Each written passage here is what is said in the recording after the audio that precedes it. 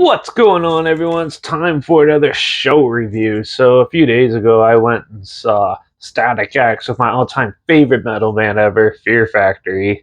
Mushroomhead, Dope, and Cultus Black, all in Toronto on March 24th, 2023.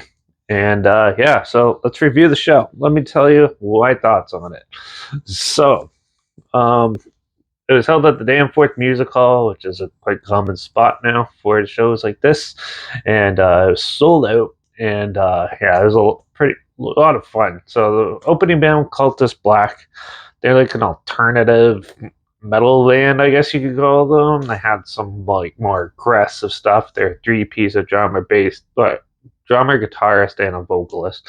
And yeah, so they had an interesting setup. The vocalist is just sort of like a black metal artist, and yeah, so and then the band also like wore masks. So yeah, it was interesting to see them. They had some pretty decent tunes and stuff. They weren't too bad. They were pretty stationary as a band, but overall live, they're not too bad. They did a amusing cover of a Nirvana, like a Nirvana cover with like a little more pig squeals mixed in and stuff, which is a little weird, but overall I thought they were amusing and they weren't too bad. So I'll give them a 3 out of 5.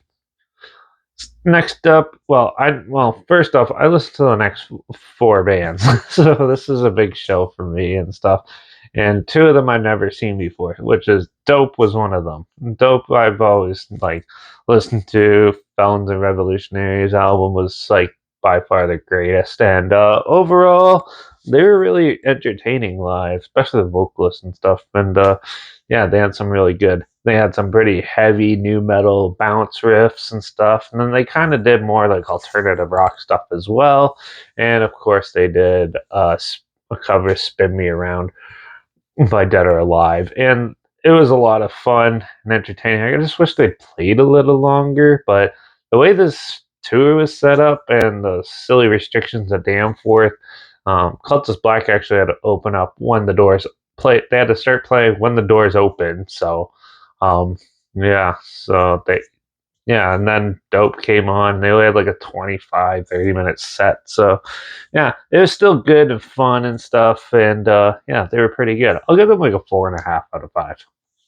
Um, Mushroomhead was next. This is my third time actually seeing Mushroomhead. Yeah, they're basically like a smaller version of Slipknot.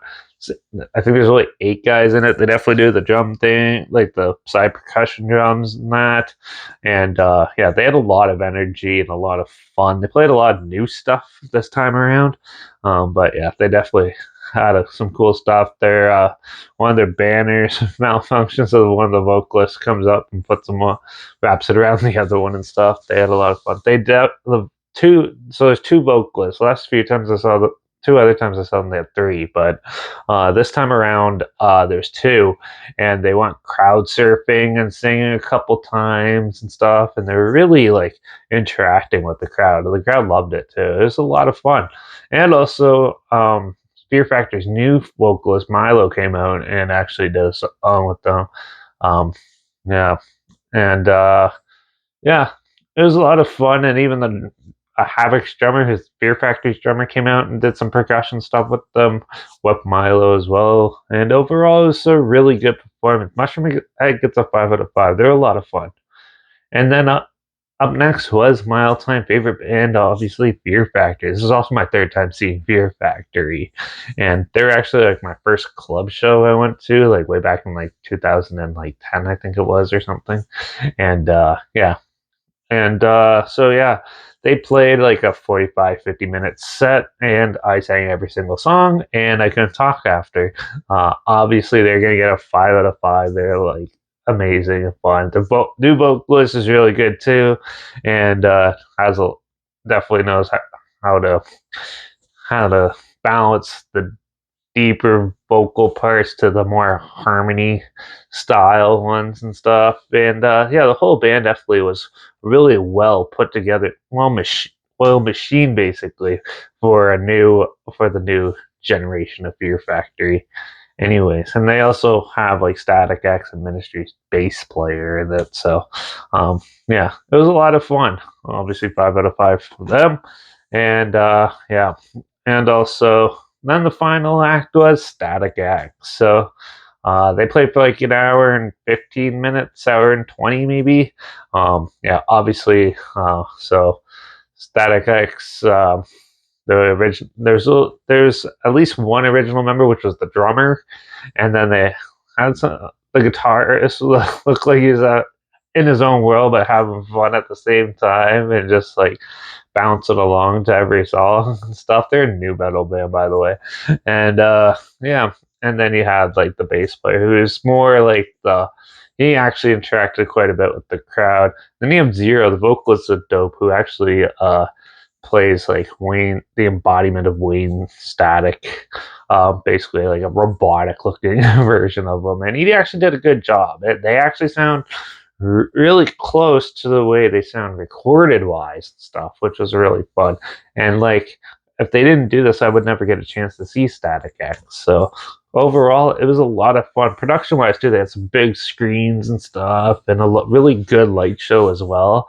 So a lot of fun. They also have some like weird uh, circle face guy with an X and spikes coming out and stuff. A lot of cool stuff going on. This was a really fun tour, and that I'm going to give Static X a 5 out of 5 as well. I really enjoyed this show. It went by pretty quick, but overall, it's definitely worth the money. A lot of fun, and overall, a great time. So, yeah, I just wish Fear Factory had a little had more merch. They only had like 2 types of shirts and a beanie, and of course I got them all. So yeah, but yeah, I kind of wish they had more merch options and stuff. But whatever, it is what it is, right? So um, yeah, but overall, I'll give the whole show for review a 5 out of 5 because obviously it was really fun. Probably one of the best shows I've been to in the last year and a half since I've been going to shows since they came back, and yeah, definitely a lot of fun. So if you get the chance to see any of these bands live, definitely go check them out. They're definitely really on their game. So yeah, live music is definitely kicking it off real well. And like the next couple shows I'm going to are all sold out still and stuff, and it's just crazy how it's going. So yeah, but so yeah, but if you want to check out any of the bands that I just mentioned, and they sound like something you might be interested in, you want to hear them, I'll link some of their songs and stuff down below. Also, make sure you check out my Instagram. It's linked down below, and my TikTok. I got tons of videos and photos and stuff from the show on those. So make sure you follow me on those. And yeah, I apologize in advance for the tone deaf singing to Fear Factory. I filmed myself doing it and stuff. And yeah, I kind of got carried away. But all that's posted on there. So just so be prepared for that. But yeah.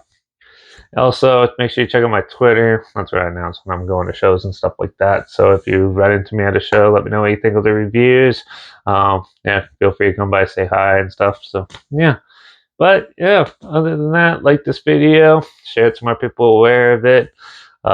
Make sure you subscribe and yeah, ring that bell so you can hear about more future shows and other things. So yeah, but that's it for this one. Next show I'm going to is I have no idea. I think it might be Enslaved with Insomnia and Black Anvil, but I'll double check. But oh, it also might be Vader with the Crep of Birth and Christian. So one of those two I'll probably be at in Toronto. So yeah, but that's it for this one. So keep supporting the bands you love, buy the merch, buy the music, go see them live, keep live music around, and yeah, keep on rocking out. So until then, cheers, rock on.